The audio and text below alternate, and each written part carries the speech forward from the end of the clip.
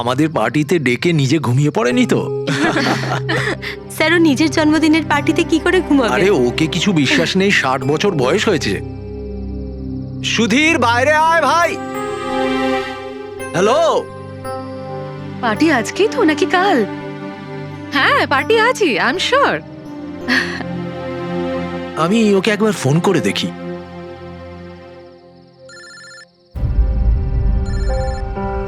ভেতর থেকেই তো রিং শোনা যাচ্ছে, তাহলে কেউ গেট খুলছে না কেন? তাহলে ভিতর থেকে কেউ দরজা কেন খুলছে না? আমি বললাম না 60 বছর বয়স, এখনো বাচ্চা আছে। Sudhir,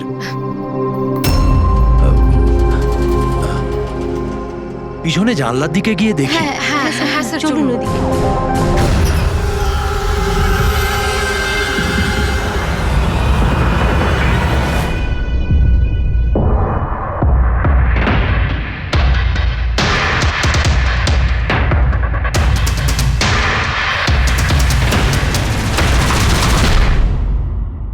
emergency medical card. এনার আমন্ড আর শেলফিশে অ্যালার্জি আছে।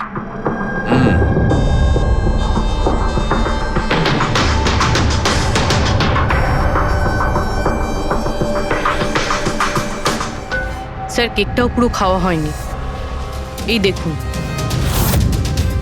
মনে হচ্ছে কেক কাটার কিছুক্ষণের মধ্যেই এরা সবাই মারা গিয়েছেন।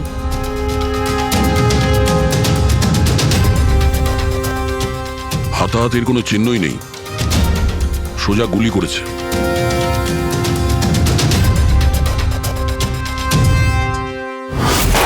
এইভাবেই গুলি চালিয়েছে।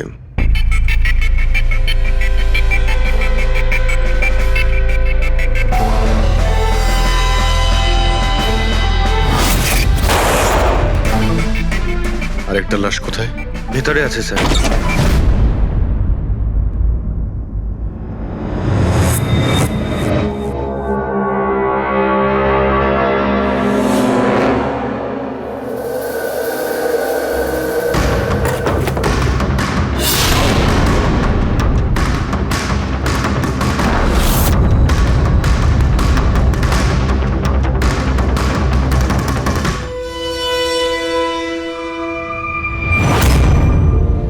গান কেস,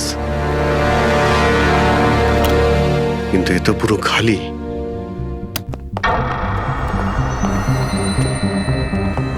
তবে স্যার, এই ঘটনা ঘটেছে কতক্ষণ হয়েছে? এই 4 জনের মৃত্যুই কালকে দুপুর 2টো থেকে 4টের মধ্যে হয়েছে। এরা কে কিছু জানতে পারলে?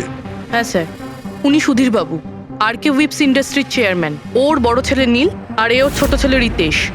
আর ভিতরে যে আছে সে সুধীর বাবুর স্ত্রী মায়া। স্যার, নীল আর রিতেশ দুজনেই আর কে উইভস কোম্পানির বোর্ড মেম্বার ছিল, কিন্তু কোম্পানির অবস্থা খুবই খারাপ ছিল, বন্ধ হওয়ার জোগাড়। প্রচুর ধার বাকি হয়ে গেছিল, আর বাজারের ধারও মেটাতে পারছিল না, সমস্যা বেড়েই চলেছিল। তাহলে এখানে সেলিব্রেশন কি জন্য হচ্ছিল? স্যার, সুধীর বাবুর 60তম জন্মদিন ছিল। বার্থডে সেলিব্রেট করছিল? তাহলে নিশ্চয়ই আরো অনেকে এসেছিল। অফিসের কিছু লোক এসেছিল স্যার, আর ওদেরকে জিজ্ঞাসাবাদ করে ছেড়ে দিয়েছি। এরা সবাই এখানে একসাথে থাকতো কি? না না স্যার, এখানে তো শুধু সুধীরবাবু আর মায়া থাকতেন। সুধীরবাবু নীল আর রিতেশের জন্য আলাদা আলাদা বাংলো কিনে রেখেছিলেন, এরা দুজন ওখানেই থাকতো। আজকে তারা বাবার জন্মদিন পালন করতে এসেছিল। স্যার, সন্ধেবেলায় অনেক বড় একটা পার্টি হওয়ার কথা ছিল, কেক কাটার কিছুক্ষণের মধ্যেই সবাই মারা যায়। পার্টি প্ল্যান যারা করেছিল সেই টিমটা এসেছিল, কিন্তু কেউ দরজা খোলেনি দেখে চলে গিয়েছিল। বস, আমার মনে হচ্ছে না যে কেউ বাইরে থেকে এসেছিল। যা কিছু ঘটেছে এই 4 জনের মধ্যেই ঘটেছে। কিন্তু বাড়িতে তো কোনো চাকর অবশ্যই থাকবে। আছে তো, চাকর আছে তো, কিন্তু তারা গ্রামে গেছে। সুধীরবাবু শুধু আজকের জন্য একজন সার্ভেন্ট হায়ার করেছিলেন, সে কাল সকালে কাজ করে গেছিল, আর পার্টি শেষ হওয়ার পরে আজকে এসে পরিষ্কার করার কথা ছিল। পার্টি শেষ হওয়ার আগেই সবকিছু শেষ হয়ে গেছে। মনে তো হচ্ছে এটা মার্ডারই। সরি ডক্টর সালুকে, আমার এটা মনে হচ্ছে যে এই 4 জন ছাড়াও এখানে আরো একজন ছিল, যে বাইরে থেকে ভেতরে এসেছিল। একটু মন দিয়ে দেখো, এখানে কোনো হাতাহাতির কোনো চিহ্ন নেই, আর প্রত্যেকটা জিনিস নিজের জায়গাতেই আছে। এটা মনে হচ্ছে যে কেউ কেকের মধ্যে কিছু মিশিয়ে দিয়েছিল, যেটা খেয়ে এরা 4 জনই অজ্ঞান হয়ে গেছিল। তারপরে ওই 5 নম্বর লোকটা বাড়ির মধ্যে ঢুকলো, এসে সবাইকে গুলি করে দিল। এটা বস 100% মার্ডার। মার্ডার আর সুইসাইডও। আচ্ছা, তোমরা তো নিশ্চিতভাবে কি করে বলছো? স্যার এই দেখুন, বাকি 3টে লাশের কাছে স্ট্রাগলের কোনো চিহ্ন মাত্র নেই, শুধুমাত্র সুধীর বাবু ছাড়া। এনার পা ভাঁজ হয়ে রয়েছে, অনেকটা ব্লাডও বেরিয়েছে। আমার মনে হয় যখন ওনার গুলি লাগে তখন উনি বেঁচে ছিলেন। যদি উনিও কেক খেয়ে বাকিদের মতো অজ্ঞান হয়ে থাকতেন তাহলে ওদের মতোই পড়ে থাকতেন। ইনি প্রথমে 3 জনকে গুলি করেন আর তারপর সুইসাইড করেন, এরকম মনে হচ্ছে। যদি এটাই হয়তো তাহলে যে বন্দুক দিয়ে গুলি করা হয়েছিল সেটা কোথায়? সেটা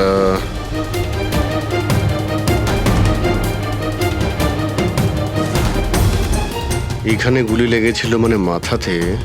সুধীর বাবু যদি এইভাবে গুলি চালান তো এইভাবেই হয়তো পড়েছেন, আর তখনই হাত থেকে বন্দুকটা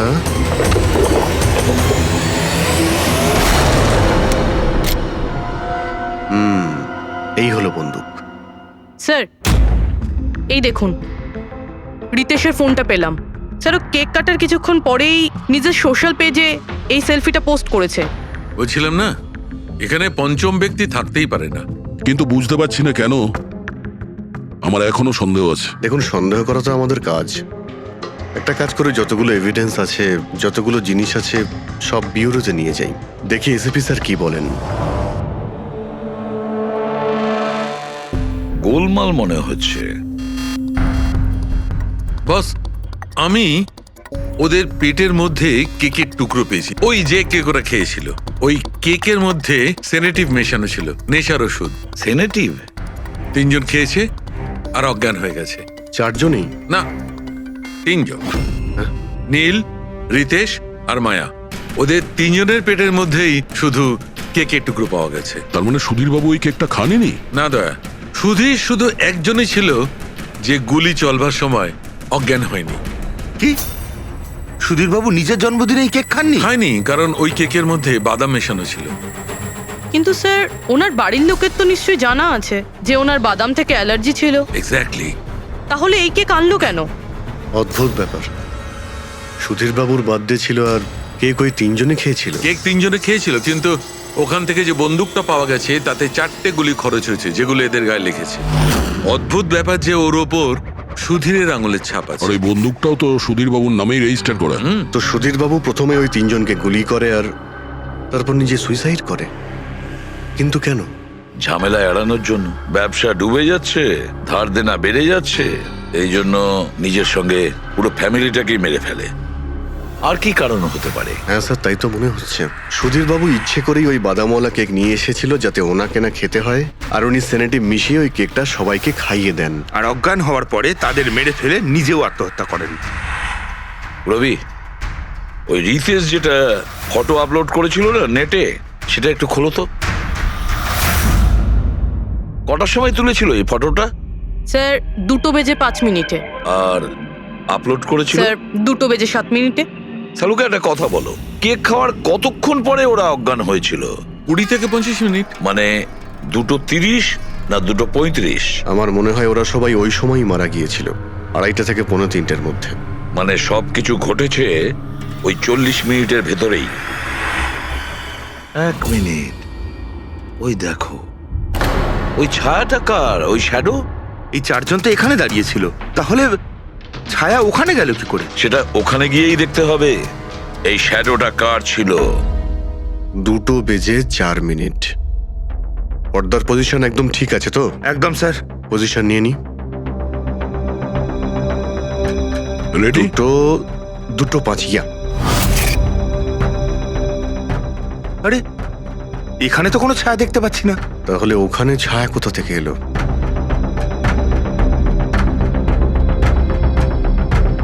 রোদটা এই দিক থেকেই আসছে। পুরবি, তুমি ওইখানটা গিয়ে দাঁড়াও তো।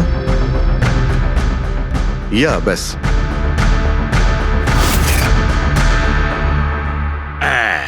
এইখানে ছায়াটা দেখা যাচ্ছে, ঠিক যেমনটা ওখানে ছিল, সেম টু সেম। আমি ঠিকই বলেছিলাম, এখানে কোনো 5 নম্বর লোক ছিল। আর সে ওখানেই দাঁড়িয়েছিল যেখানে আমি দাঁড়িয়েছিলাম। এই সেই লোকটাই হবে যে সুধীর বাবু আর তার পরিবারকে মেরেছে। আর সে আমাদের অলমোস্ট ধোকা দিয়ে দিয়েছিল যে এটা মার্ডার কাম সুইসাইড। আর ওর ছায়াই ওকে ধোকা দিয়ে দিয়েছে। কিন্তু স্যার আমরা এই ছায়ার মাধ্যমে খুনি অবধি পৌঁছবো কি করে?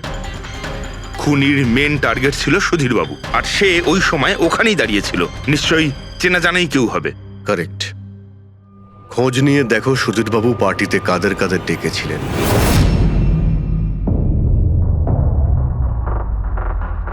স্যার আমি পড়ি। তুমি সুধীরের এক্সিকিউটিভ অ্যাসিস্ট্যান্ট? হ্যাঁ। স্যার আমি Jahnavi. Marketing head. Yes sir. হ্যাঁ স্যার, আমি জগন্নাথ, আমি কোম্পানির লয়ার। আর সুধীর বাবুর পার্সোনাল লয়ারও। আগে হ্যাঁ, কিন্তু আপনারা আমার কাছে কি জানতে চাইছেন? সুধীরবাবুর কোম্পানিতে প্রায় 300 লোক কাজ করতেন, কিন্তু উনি পার্টিতে শুধু আপনাদের 3 জনকেই ডাকলেন। এরকম কিসের বিশেষ সম্পর্ক ছিল আপনাদের সঙ্গে সুধীরবাবুর? স্যার আমি আগেও বলেছি যে আমি ওনার এক্সিকিউটিভ অ্যাসিস্ট্যান্ট। তো একজন এক্সিকিউটিভ অফিসারের সঙ্গে এতটা পার্সোনাল রিলেশনশিপ? স্যার আমি ওনার শুধু কাজই না, বরং ওনার পার্সোনাল লাইফও ম্যানেজ করতাম। আই মিন পার্সোনাল আর প্রফেশনাল দুটোই। আর ওই দিনও আমি পার্টি ম্যানেজ করতে গেছিলাম, সেলিব্রেট করতে না। আর উকিল বাবু আপনি? স্যার আমি আর সুধীর হলাম ছোটবেলাকার বন্ধু। ওর বার্থডে আর আমি যাব না, এটা কি করে হতে পারে? আর আপনি, আপনাকে কেন ইনভাইট করেছিল সুধীরবাবু পার্টিতে? স্যার আমাকে সুধীর স্যার না, নীল ইনভাইট করেছিল। আমি আর নীল খুব ভালো বন্ধু ছিলাম। I see. তো আপনি ওনার পুরো শিডিউল ম্যানেজ করতেন। তো এই বার্থডে পার্টির দিন কেউ কি আসার কথা ছিল? কোনো মিটিং রেখেছিলেন আপনারা? স্যার ওই দিন ব্যাংক হলিডে ছিল, তার জন্য কোনো মিটিং বা অ্যাপয়েন্টমেন্ট ছিল না। আর ওনার বার্থডে ছিল, তাই উনি পুরো দিন ওনার ফ্যামিলির সাথেই কাটাতে চাইতেন। দুপুর 2টো থেকে 3টের মধ্যে আপনারা কোথায় ছিলেন? স্যার আমি তো আমার বাড়িতেই ছিলাম, ভ্লগ বানাচ্ছিলাম। ব্লগ? Video blog. আমার একটা ইন্টারনেট চ্যানেল আছে যেখানে আমি ভিডিও বানিয়ে আপলোড করি। স্যার আমি বাড়িতে ঘুমোচ্ছিলাম, আমার শরীরটা ঠিক ছিল না। স্যার আমি আমার ফ্যামিলির সাথে ফিল্ম দেখতে গিয়েছিলাম। আচ্ছা, কিছুদিনের মধ্যে সুধীরবাবুর ব্যবহারে কোনো পরিবর্তন দেখেছিলেন আপনারা? হ্যাঁ স্যার, আমি একটা জিনিস নোটিস করেছিলাম। স্যার আজ থেকে ঠিক 1 মাস আগে আমাদের মিটিং চলছিল।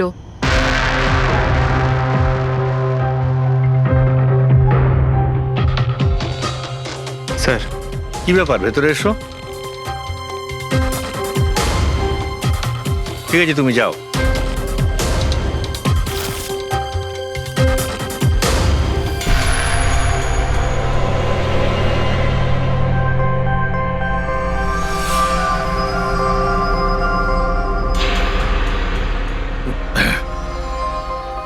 Sorry, gentlemen. Meeting is over. বাচ্চাদের পোশাক? Yes sir. আচ্ছা, আর কিছু নোটিস করেছিলেন আপনারা? কোনো অদ্ভুত কিছু? হ্যাঁ স্যার, এই 2 সপ্তাহ আগে উনি আমাকে বলেছিলেন যে উনি ওনার দলিল চেঞ্জ করতে চান। উইল বদলাতে চাইছেন কেন? জানি না স্যার, ওনার দলিলে 3 জন মানুষের নাম ছিল, একজন ওনার স্ত্রী মায়া আর 2 জন ওনার ছেলে। কিন্তু উনি চতুর্থ একজনের নাম জুড়তে চাইছিলেন, অ্যাড করতে চাইছিলেন। কি নাম ছিল ওই চতুর্থ জনের? ওনার নাম তো উনি বলেননি। আপনি কি উইলটা বদলেছিলেন? আসলে আমি পেপার সব তৈরি করে দিয়েছিলাম, ব্যাস নাম ভরে ওতে সুধীরকে সই করতে হতো। জানি না কি হলো, হঠাৎ নিজের বার্থডের কিছুদিন আগে ও আমাকে বলল যে দলিল বদলাতে চায় না, ওই পুরনো দলিলটাই থাকবে। ঠিক আছে, এই চতুর্থ ব্যক্তি আবার কোথা থেকে এলো যার নাম সুধীরবাবু নিজের উইলে ইনক্লুড করতে চেয়েছিলেন? সুধীরজির মৃত্যুর এই চতুর্থ জনের সঙ্গে কোনো কানেকশন থাকতে পারে। আমার তো এটাই কিছুতে মাথায় ঢুকছে না। বাচ্চাদের পোশাক কেউ কাউকে কেন পাঠাতে যাবে? বাচ্চাদের জামা কাপড় পাঠানো হয়েছিল, তাহলে ওই এনভেলপটা কোথায় গেল? সুধীরবাবুর রুমটা তো আমরা ভালো করে চেক করেছি, ওখানে তো কিছুই পাইনি আমরা। বাড়িতে নয় তো অফিসে?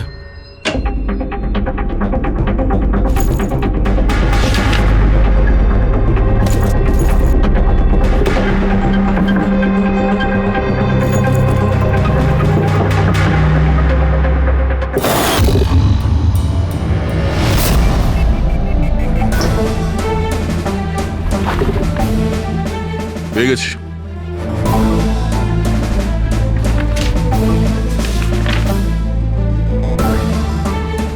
আরে এতে তো দেখছি কোনো পোস্টাল স্ট্যাম্প বা যে পাঠিয়েছে তার নামই নেই। তাহলে পার্সেল এখানে পৌঁছলো কি করে? মনে হচ্ছে এই এনভেলপটা সোজা কেউ কোম্পানির পোস্ট বক্সে ঢেলে দিয়েছিল।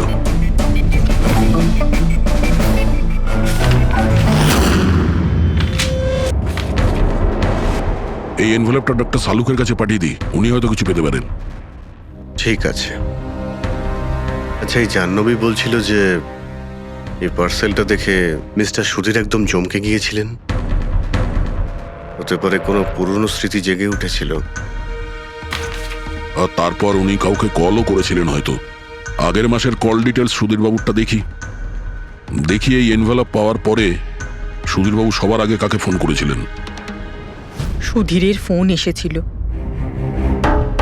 অনেক বছর বাদে। কি কথা হয়েছিল আপনাদের দুজনের? খুব রেগেছিল যে আমি ওকে কেন এনভেলপটা পাঠিয়েছিলাম, কিন্তু আমি তো ওকে এনভেলপ পাঠাইনি। কিন্তু কোনো কারণ তো ছিল যাতে সুধীরবাবু আপনাকে সন্দেহ করেন। হ্যাঁ, নিশ্চয়ই। ওই এনভেলপে বাচ্চার জামা ছিল। ওর মনে হয়েছিল ওটা সেই জামাটাই যেটা আমি আর সুধীর আমাদের সন্তানের জন্য কিনেছিলাম। আমাদের বাচ্চার জন্য? আমার আর সুধীরের সন্তান। 30 বছর আগে আমি আরকে ওয়েবস কোম্পানিতে অ্যাকাউন্ট ডিপার্টমেন্টে কাজ করতাম। সুধীরের বাবা সেটার মালিক ছিল। ওখানেই সুধীর আর আমার সম্পর্ক হয়েছিল। আর কিছু বোঝার আগেই আমি বুঝতে পারি যে আমি সুধীরের সন্তানের মা হতে চলেছি। তো আপনাদের দুজনের বিয়ে হয়নি? না, হয়নি। সুধীর তো কথা দিয়েছিল, কিন্তু ওর প্যারেন্টস রাজি হয়নি, কারণ আমি ওদের স্টেটাসে ছিলাম না। ওনারা তো সুধীরের বিয়ে অনেক বড়লোক বাড়িতে আর সেম স্টেটাসে করতে চেয়েছিলেন। তারপরে ওর প্যারেন্টস আর ফ্যামিলি খুব চেষ্টা করেছিল ওকে, আমাকে, এমনকি আমার ফ্যামিলিকেও বোঝানোর জন্য যে আমি বাচ্চাটাকে নষ্ট করে দিই। আমিও ঠিক করেছিলাম যে যাই হয়ে যাক আমি আমার সন্তানকে জন্ম দেবই। 15ই মার্চ 1990 সালে আমার সন্তান এই পৃথিবীতে এসেছিল, কিন্তু সেই রাতেই ও মারা গিয়েছিল। যে বাচ্চাটাকে কোলে নিয়ে আদর করছিলাম, ছোট ছোট জামা কাপড় পরাচ্ছিলাম, কিচ্ছু করতে পারিনি আমি ভেবেছিলাম যে এরকম সময় তো সুধীর আমার পাশে থাকবে, আমাকে সাপোর্ট করবে, কিন্তু ও তো এর আগেই আমার সাথে কথা বলাটাও বন্ধ করে দিয়েছিল। আর ওই মাসেই ও মায়াকে বিয়েও করেছিল। তো সেই জন্যই আপনি আজ অব্দি বিয়ে করেননি আর এখানে একাই থাকেন? হ্যাঁ। সুধীরবাবু আপনার সঙ্গে যা যা করেছেন তার জন্যে খুব কষ্ট হয়েছে আপনার, হয়তো খুব ঘেন্না করতেন ওকে। আমার থেকে বেশি ঘেন্নাও কে আর কেই বা করতে পারে। উনি আপনাকে আপনার অধিকার দেয়নি, আপনি সম্পত্তিতে ভাগ চাইলেন, আর যখন সম্পত্তি উনি আপনাকে দিলেন না তখন আপনি রেগে গেলেন আর মেরে দিলেন ওকে। আমি ওকে মারিনি, আর আমি ওকে কেন মারবো? আমি তো চেয়েছিলাম যে ও বেঁচে থাকুক আর সারা জীবন কষ্ট পাক। যেদিন সুধীরবাবু মারা যান সেদিন দুপুরবেলা আপনি কোথায় ছিলেন? আমি বাড়িতেই ছিলাম। আপনার কাছে কোনো উইটনেস বা প্রমাণ আছে? কোনো প্রমাণ নেই। হ্যালো, হ্যাঁ স্যার। ওকে স্যার, হ্যাঁ এখানেই আছেন, আমি বলে দিচ্ছি। হ্যাঁ, ইয়েস স্যার। স্যার, সালুমকে স্যার ফরেন্সিকে ডাকছেন তাড়াতাড়ি, বলছিলেন যে কিছু দেখাতে চান। ওকে। শুনলে তো বিশ্বাসই করতে পারবে না বস। ওই এনভেলপটাকে যখন আমি ভালো করে পরীক্ষা করলাম তাতে কোনো ফিঙ্গারপ্রিন্ট তো পাইনি, কিন্তু ওই এনভেলপ থেকে আমি ডিএনএর জন্য স্যাম্পল পেয়ে গেছি। যে ওই চিঠিটা পাঠিয়েছে সে মনে হয় মুখ দিয়ে থুতুর সাহায্যে ওটাকে সেঁটে দিয়েছে। আর এইভাবে ওই এনভেলপ থেকে আমি স্যালাইভা স্যাম্পল পেয়ে গেছি, যার থেকে ডিএনএ টেস্ট করতে পারবো। কিন্তু ডক্টর, ডিএনএ টেস্টিং এতে তো 4 থেকে 6 সপ্তাহ লাগবে। হ্যাঁ, আর আমি 5 দিনের জন্য যাচ্ছি দিল্লি এক কনফারেন্সে, কিন্তু তার আগে আমি কিছু প্রাইমারি টেস্ট করিয়ে নিয়েছি। তো স্যার আপনি এই টেস্ট থেকে কি পেলেন? এই টেস্ট থেকে আমি জানতে পেরেছি যে এটা যার ডিএনএ হোক না কেন তার ডিএনএ সুধীরবাবুর ডিএনএর সঙ্গে ম্যাচ করছে। কি? তার মানে এই যে, তার মানে হচ্ছে এইটা যে এই চিঠিটা পাঠিয়েছে সেটা সুধীরবাবুর কোনো রক্তের সম্পর্কের লোক। তার মানে সুধীরেরই নিজের কেউ সুধীরকে ব্ল্যাকমেল করছে, কিন্তু কে কে হতে পারে? স্যার অদিতির পেটে যে বাচ্চাটা ছিল সেটা তো মরা অবস্থায় জন্মেছিল। হ্যাঁ, আর রইল বাকি সুধীর বাবুর 2 ছেলে নীল আর রিতেশ। ওরা দুজন আবার সুধীর বাবু আর অদিতির গোপন রহস্যটা জেনে ফেলেনি তো? হতে পারে তার জন্যই ব্ল্যাকমেল করছিলেন, বাচ্চাগুলোর পোশাক পাঠিয়ে। আচ্ছা স্যার, ওই যে বাচ্চাদের পোশাক পেয়েছিলাম ওগুলো কি সত্যি পুরনো নাকি ময়লা টয়লা করে পুরনো দেখানোর চেষ্টা করা হয়েছে? আমি ওগুলোকে স্পেশালাইজড ল্যাবে পাঠিয়ে দিয়েছি চেক করার জন্য, তাড়াতাড়ি জানা যাবে। আচ্ছা পুরবি সুধীর বাবুর ছেলের ব্যাপারে কি জানতে পেরেছো? কি করতো ও? স্যার 1 বছর আগে সুধীর বাবু নিজের কোম্পানিতে নিজের ছেলেদেরকেই বোর্ড মেম্বার বানিয়েছিলেন, আর তারপর থেকেই কোম্পানি লসে যেতে শুরু করলো। ওরা কোম্পানির টাকা নিয়ে নিজেরাই নয়ছয় করতো, দামি দামি গাড়ি, প্রচুর শখ মেটাতো, সবকিছু করতো শুধু কাজ বাদ দিয়ে। কিন্তু স্যার সুধীরবাবু তার ছেলেদের খুব ভালোবাসতেন, দুজনের জন্য আলাদা আলাদা বাংলো। আচ্ছা এটা নয় তো যে ওদের দুজনের মধ্যেই কেউ ওই এনভেলপটা লেটার বক্সে ফেলেছিল? কিন্তু একটা কথা কিছুতেই মাথায় ঢুকছে না, এই ব্ল্যাকমেলিং কেন? আরে ভাই, টাকার জন্য। কোম্পানি ডুবে যাচ্ছিল। কারেক্ট। কোম্পানি কাঙাল হওয়ার আগে যা কিছু গুছিয়ে নিতে পারো গুছিয়ে নাও। যদি সুধীর বাবুর 2 ছেলে তাদের বাবাকে টাকার জন্য ব্ল্যাকমেল করে থাকে তাহলে নিশ্চয়ই ওনার ব্যাংকের অ্যাকাউন্টে নিশ্চয়ই টাকা এসে থাকবে, খুব বড় রকমের ফিগার। একটা কাজ করো, এই দুজনের পার্সোনাল অ্যাকাউন্ট, কোম্পানি অ্যাকাউন্ট সব চেক করো, দেখো কোনো বড় অ্যামাউন্ট এসেছিল কিনা। স্যার স্যার কিছু পেয়েছি স্যার। আরকে উইপস ইন্ডাস্ট্রি থেকে কোটি টাকা ট্রান্সফার হয়েছে স্যার। কার অ্যাকাউন্টে ট্রান্সফার হয়েছে? 1 মিনিট দেখছি। এগুলো রিতেশ আর নীলের অ্যাকাউন্টই হবে? না স্যার, প্রাইভেট অ্যাকাউন্ট, রেচেলের নামে। কোন টাকা? আপনারা কি নিয়ে কথা বলছেন? আমি কিচ্ছু জানি না। কোন টাকা? সেই টাকাটা যেটা আরকে উইপস এর অ্যাকাউন্ট থেকে তোমার অ্যাকাউন্টে ট্রান্সফার হয়েছে। এবার কিছু মনে পড়েছে? ওটা তো আমার স্যালারি, আমি ওখানে কাজ করতাম। স্যালারি? 11 কোটি স্যালারি? হ্যাঁ, তাও আবার 2 সপ্তাহের। ওই হিসাবে তো তোমার মান্থলি স্যালারি 22 কোটি টাকা হবে। কি কাজ কি করো তুমি? ব্ল্যাকমেলিং এর কাজ। তুমি আর রিতেশ দুজন মিলে সুধীর বাবুকে ব্ল্যাকমেল করছিলে। দেখো রিচেল, আমরা খুব ভালো করেই জানি যে তুমি আরকে কোম্পানিতে একদিনের জন্যও কাজ করনি। এবার পরিষ্কার করে সত্যিটা বলবে নাকি? রিতেশ কিন্তু আর নেই, তাই যত শাস্তি সব তোমাকেই কিন্তু পেতে হবে। ব্ল্যাকমেলিং আর এক্সটর্শনের শাস্তি জানো তুমি? আমি কাউকে ব্ল্যাকমেল করিনি। তাহলে সুধীর বাবু কি তোমাকে 11 কোটি টাকা এমনিই দান করে দিলেন? সুধীর আঙ্কেল তো ওই টাকা ট্রান্সফারই করেননি। তাহলে কে করেছিল? আমার বয়ফ্রেন্ড রিতেশ। ও আমাকে বলেছিল যে ওর কোম্পানির টাকা ও কিছুদিনের জন্য অন্য কোথাও রাখতে চায়। অন্য কোথাও? কেন? জানি না, আর আমি জিজ্ঞাসাও করিনি। তুমি রিতেশকে জিজ্ঞাসা করনি, আর যখন রিতেশ মারা গেল তখন পুলিশকেও বলনি। আমি ভেবেছিলাম যে রিতেশ তো আর বেঁচে নেই, তাই তাই টাকাগুলো আমি রেখে দিই। কেউ কি করে জানতে পারবে? কিন্তু সুধীর বাবুর ফ্যামিলিকে মারতে পারে কারা? পরি তো ভিডিও বানাচ্ছিল, আর জাহ্নবী অসুস্থ ছিল, আর জগন্নাথ নিজের ফ্যামিলির সঙ্গে ফিল্ম দেখছিল। কিন্তু অদিতির ব্যাপারে আমি কিছুই বুঝতে পারছি না। কিন্তু কে হতে পারে যে সুধীর বাবুকে এনভেলপ পাঠায়, ওই প্যাকেটটা পাঠায়? সে কে? ওর নামটা সুধীর বাবু উইলে লিখতে চেয়েছিলেন কিন্তু লেখেননি। সে কে?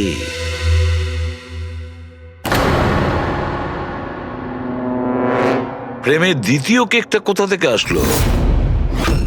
হ্যাঁ স্যার, এখানে দুটো কেক। সেটাই তো, যখন বার্থডে ছিল সুধীর বাবু তার নিজের ফ্যামিলির সঙ্গে, ছোট কেকটা কেন কাটতে যাবে যেখানে এত বড় কেকটা রয়েছে এর সামনে?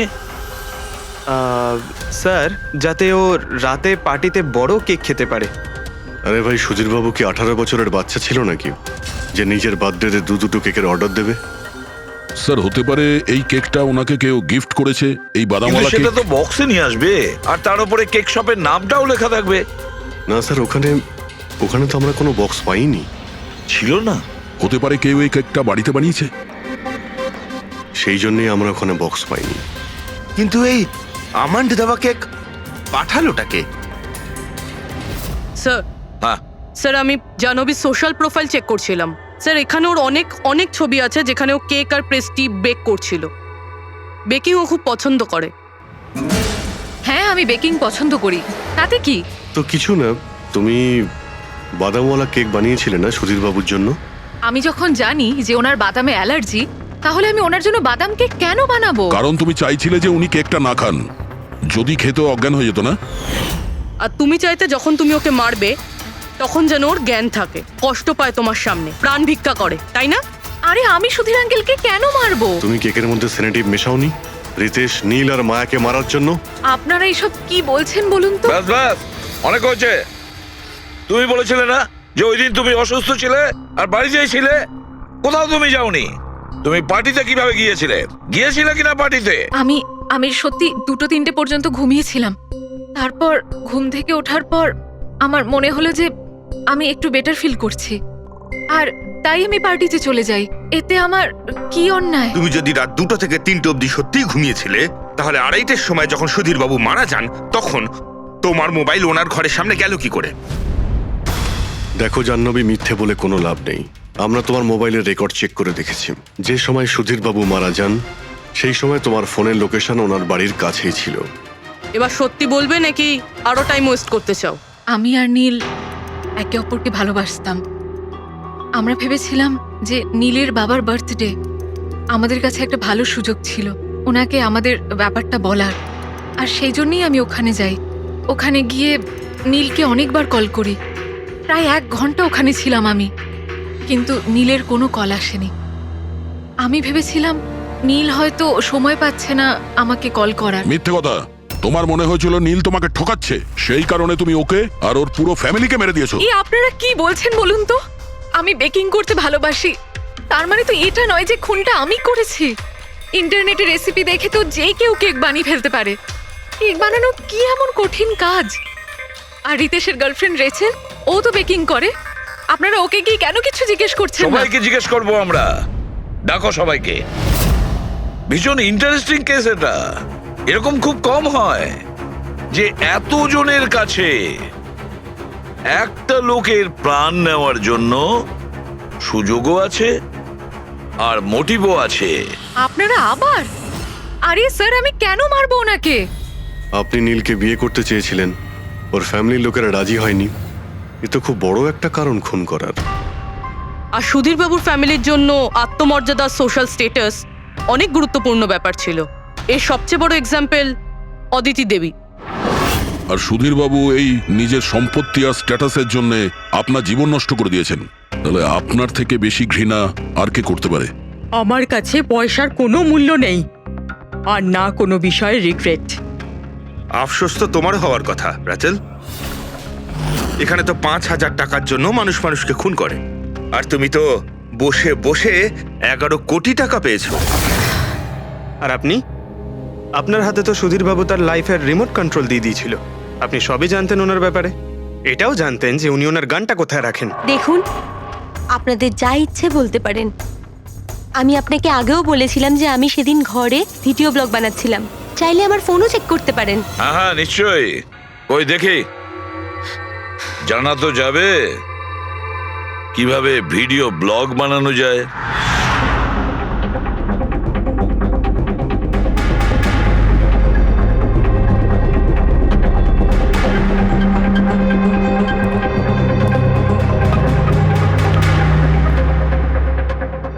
স্যার, এখন আপনি বিশ্বাস করেছেন তো যে সেদিন আমি নিজের ঘরে DIY ভিডিও বানাচ্ছিলাম? DIY তার মানে? Do it yourself. স্যার, আমি প্রত্যেকদিন নিজের ইন্টারনেট চ্যানেলে মানুষদের দৈনন্দিন কাজের ইজি পদ্ধতি দেখাই। Do it yourself. স্যার, হ্যাঁ, নিউজ পেপারটা দেখুন, ডেটটা ওই একই। হ্যাঁ সেটাই তো আছে। মানে ভিডিও ওই দিনই শুট করা হয়েছিল? স্যার, হ্যাঁ পুরবি। স্যার আমি মেমোরি কার্ডের ডেট আর টাইম চেক করেছি। এই ভিডিওটা ওই দিনই তৈরি করেছিল, 2টো থেকে 4টের মধ্যে। আচ্ছা, আর স্যার, ওরির মোবাইল লোকেশন ক্রস চেক করেছিলাম আমরা, তাতে দেখলাম ও সেদিন বাড়িতেই ছিল। রবি একটা কাজ করো, এই 4 জন লেডিসকে আলাদা ঘরে বসাও। স্যার, হুম, চলো।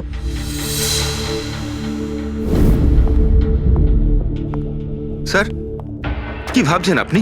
সমস্ত প্রমাণ তোর পক্ষেই দেখছি। এই কেসটা তো আমি অন্ধকারে ডুবে যেতে দেখছি। ঠিক একটা কথা তো পরিষ্কার, যখন অন্ধকার হয় তখন কোনো ছায়া পড়ে না, কিন্তু আমার মনে হয় এই পুরো কেসটাই ছায়ারই খেলা। সানডাইল জানো তো? সানডাইল এই জিনিসটা আসলে সূর্যের আলো কোন দিকে যায় সেই অনুযায়ী টাইমটা দেখায়। হ্যাঁ, সানডাইল এমন একটা জিনিস যেটা থেকে আমরা আকাশের সূর্যের পজিশনটা বুঝতে পারি, যেটা থেকে আমরা সময়টা আন্দাজ করতে পারি। এবার দেখো, আমাদের পৃথিবী ঘুরতে থাকে আর সেই জন্য সূর্যের অ্যাঙ্গেলটাও বদলে যায়, যেটার কারণে সানডাইলে ছায়ার পজিশনটা বদলাতে থাকে। এটা তো মাথায় ঢুকে গেছে স্যার, কিন্তু এটার এই কেসটার সাথে কি সম্পর্ক বলুন এর তো? সঙ্গে সম্পর্ক আছে ফেডরিক। পরি, এই পুরো প্রমাণগুলোই আমরা পরীর কাছ থেকে কালেক্ট করেছি।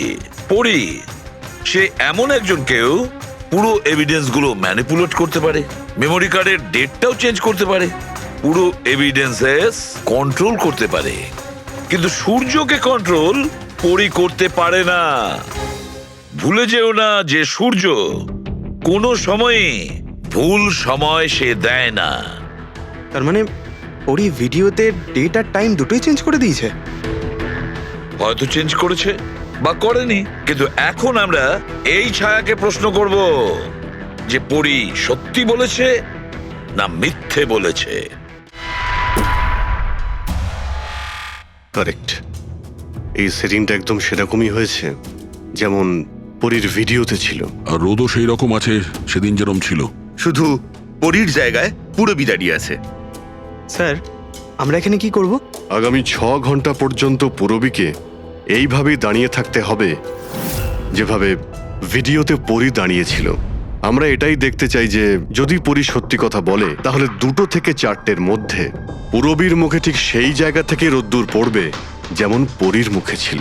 আর স্যার, যদি আমার ছায়া পরীর ছায়ার সাথে ম্যাচ না করে তো? তো দেখতে হবে। ক্যামেরা অন করো।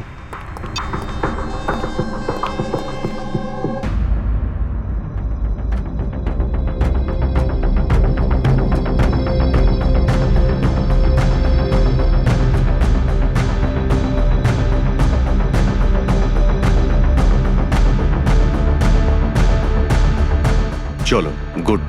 ওকে পুরবী, রিল্যাক্স। আচ্ছা, কি আছে এই ভিডিওতে? আরে দেখতে দাও ভাই।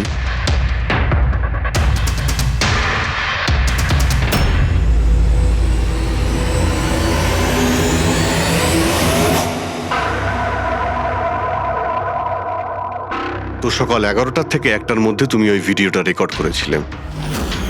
আর তুমি খুব চালাকির সাথে ভিডিও ডেট আর টাইম চেঞ্জ করে দিয়েছো। মেমোরি কার্ডের ডেট আর টাইম বদলে দিয়েছিলে, নিজের মোবাইল ফোনটা বাড়িতে রেখে দিয়েছিলে যাতে আমরা ওখানকার লোকেশন পাই। তুমি কি মনে করেছিলে এসব করার ফলে আমরা বোকা হয়ে যাব? হ্যাঁ, না তুমি আমাদেরকে বোকা বানাতে পারলে, না আকাশে ওঠা সূর্যকে। তোমার ভিডিওতে রোডের ডিরেকশন দেখে স্পষ্টই বোঝা যাচ্ছে ওই ভিডিওটা 11টা থেকে 1টার মধ্যে শুট করা হয়েছে। চেষ্টাটা ভালোই করেছিলেন, কিন্তু রিসার্চ ওয়ার্কটা একটু দরকার ছিল। পরি, তোমার ব্যাপারে আমরা সব কিছু জেনে গেছি। পড়ি, আমাদের হয়তো ম্যাক্সিমাম 4 সপ্তাহ সময় লাগবে তোমার ডিএনএ টেস্ট করে এটা প্রমাণ করতে যে তুমি সুধীর বাবুর মেয়ে, কিন্তু তাতে সত্যিটা বদলে যাবে না।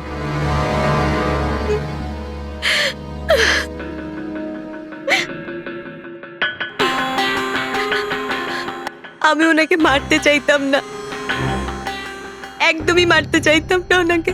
আমি তো শুধু এইটুকু চাইতাম যে উনি আমাকে স্বীকার করুক।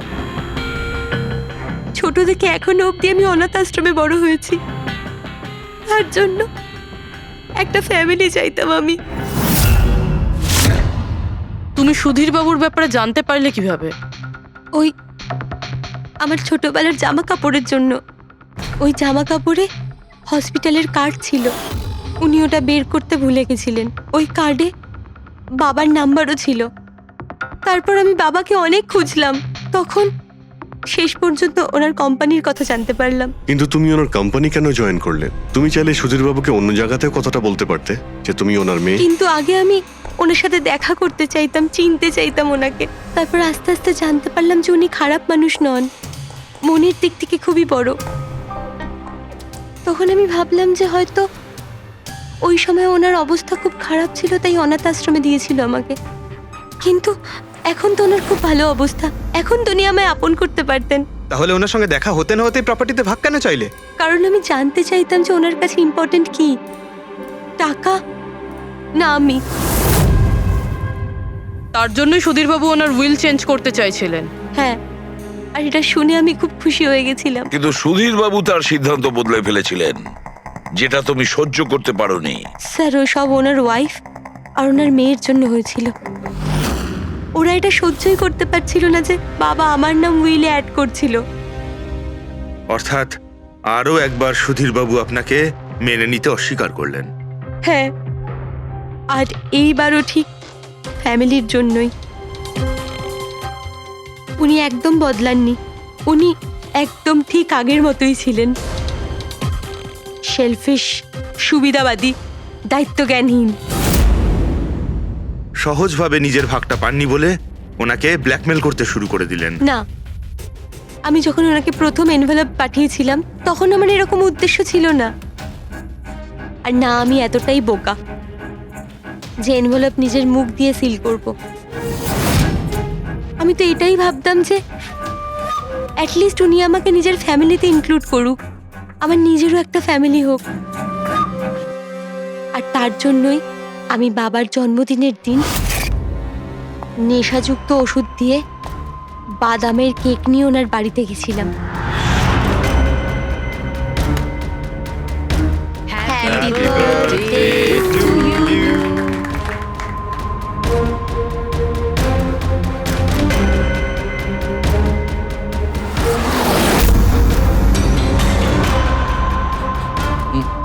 আমার অ্যালার্জি আছে।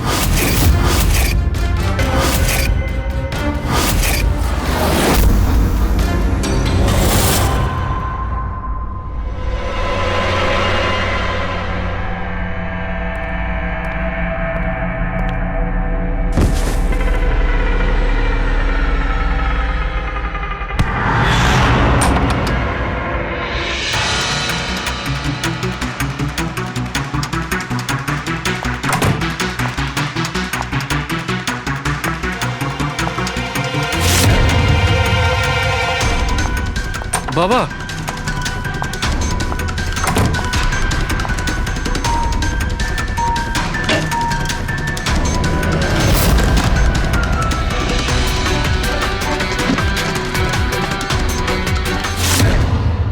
তুমি সুধীরবাবুর পুরো ফ্যামিলিকে মারতে চেয়েছিলে না? তোমার লক্ষ্য পূরণ হয়েছে। এবার তোমার সঙ্গে ওনার ফ্যামিলির লাস্ট মেম্বারও শেষ হয়ে যাবে। জেল যাওয়ার আগে আমরা তোমার সঙ্গে কারোর সঙ্গে দেখা করিয়ে দিতে চাই।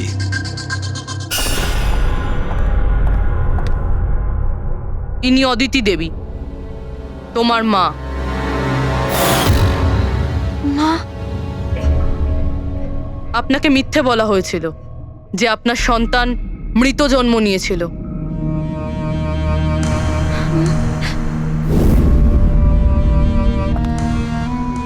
মা,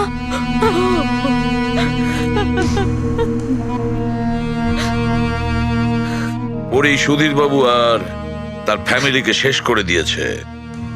আমরা দুঃখিত, আপনারা দুজন আবার বিচ্ছিন্ন হয়ে যাচ্ছেন।